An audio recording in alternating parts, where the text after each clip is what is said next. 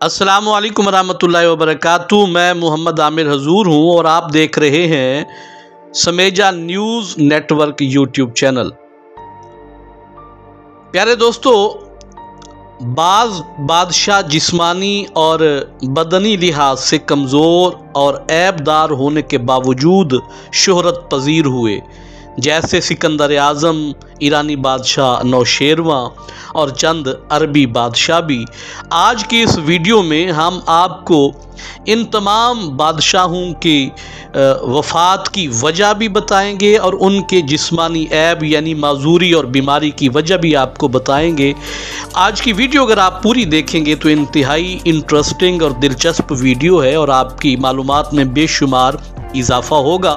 Video शुरू करने से पहले दोस्तों की खिदमत में गुजारिश है कि मेरे चैनल को सब्सक्राइब करें, वीडियो को लाइक और कमेंट करें और सबसे ज़रूरी बात, इस वीडियो को शेयर ज़रूर कीजिएगा। तो आइए वीडियो का बाकायदा आगाज़ करते हैं। सबसे पहले आपको बताते हैं सिकंदर आज़म के मुतालिक।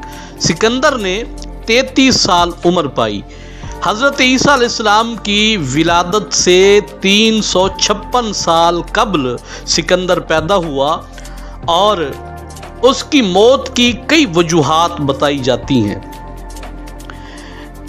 जो सबसे ज़्यादा मशहूर है वो ये है कि सिकंदर को उसकी ईरानी शहज़ादी रुखसाना जो उसकी बीवी थी, उसने जहर देकर सिकंदर को कत्ल कर दिया था। मुहक्किकीन के मुताबिक सिकंदर आज़म में ये जिस्मानी ऐब था कि उसका सीना और उसकी पुश्त 7 साल के बच्चे की तरह थी और वो देखने में बहुत ही अजीब व गरीब लगता था। दूसरे नंबर पे आपको बताते हैं नौशेरवां आदिल, बड़ा ही मशहूर बादशाह गुजरा है। नौशेरवां बड़ा ही मुनसिफ और अदल पसंद बादशाह था। नौशेरवां आदिल के नाम से अदल अब तक ज़रबुल मिसल है। फारिस के बादशाह केकाबाद का फर्जंद था। 531 ईस्वी में तख्त नशीन हुआ। उसने रूम के बादशाह को शिकस्त दी, बगदाद को दारुल हुकूमत बनाया।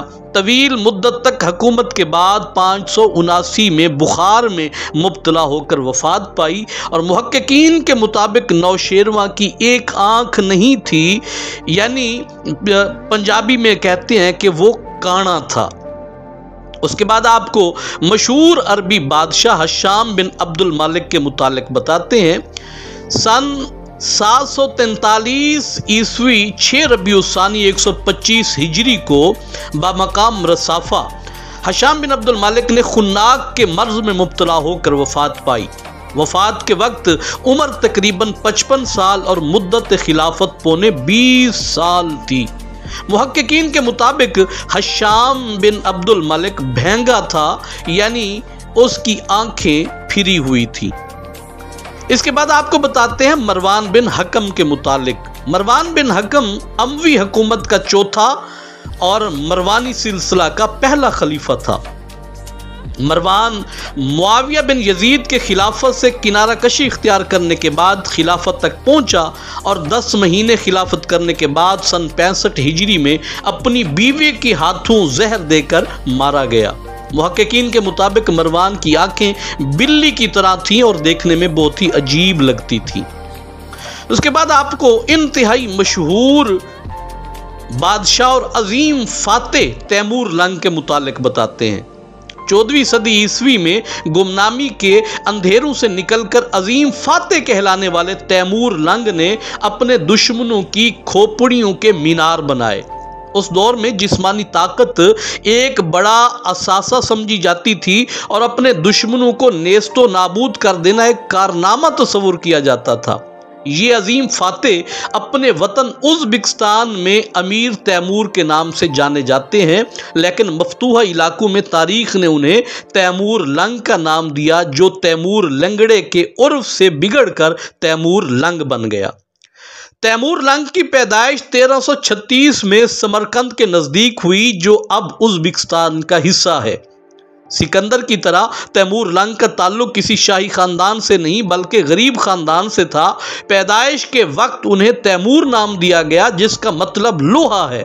جوانی میں وہ شدید زخمی ہوئے اور دائیں پیر سے لنگڑانے لگے اور ان کا نام تیمور لنگ پڑ گیا۔ مغربی ممالک میں انہیں اسی نام سے جانا جاتا ہے۔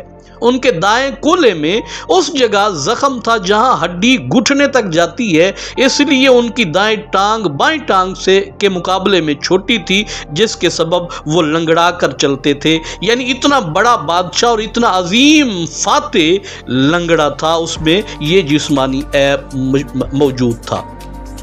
دوستان گرامی قدر، یہ چند مشہور بادشاہ تھے جن کی ہم نے آپ کو ہلکی پھلکی تفصیلات بھی بتائیں، اور سب سے آخر میں آپ کو جلدی یہ بتا دیں کہ ایرانی بادشاہ یزدگرد بادشاہ تھا لیکن برس کی بیماری میں مبتلا تھا۔ ساری زندگی حکومت کرتے ہوئے بھی وہ اس بیماری میں مبتلا رہا۔ ہیرا کا بادشاہ نعمان بن منظر، اس کی آنکھیں اور بال سرخ تھے۔ عبد الملک بن مروان کے منہ سے بدبو آتی تھی، یہ بادشاہ تھا لیکن اس کے باوجود منہ سے بدبو آتی تھی۔ یزید بن عبد الملک، یہ بھی بادشاہ تھا لیکن اس کے 2 دانت باہر کی طرف نکلے ہوئے بڑے تھے اور بڑا بھیانک نظر آتا تھا۔ یہ ہلکی پھلکی معلومات مختلف بادشاہوں کے حوالے سے ہم نے آپ کی خدمت میں پیش کی، جو یقیناً آپ کے لیے بہت معلومات کا درجہ رکھتی ہوں گی۔